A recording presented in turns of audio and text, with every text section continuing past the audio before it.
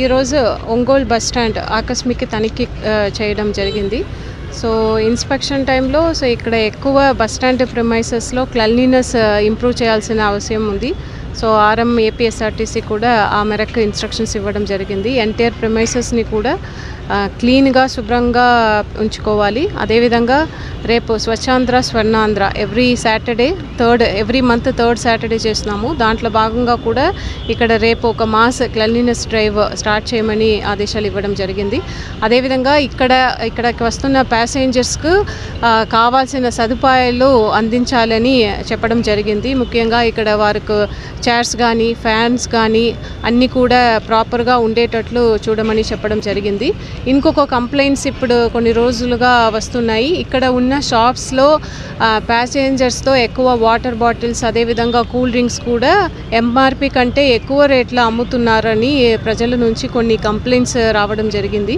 So దానికి కూడా నైట్లో ఇక్కడ సర్ప్రైజ్ ఇన్స్పెక్షన్స్ చేసి అవి అన్నీ కూడా కంట్రోల్ చేయమని ఆర్ఎం గారికి చెప్పడం జరిగింది.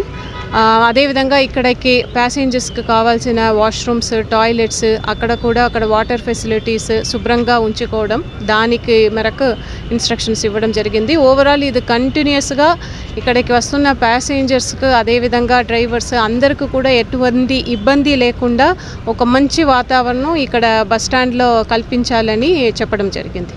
ఏదైనా కంప్లైంట్స్ ఇక్కడ బస్ స్టాండ్లో ఇక్కడ ఏదైనా ఉంటే సో వెంటనే ఆ నంబర్కి కాల్ చేసి చెప్పే విధంగా ఒక నెంబర్ కూడా పెట్టమని ఆర్ఎం గారికి చెప్పడం జరిగింది.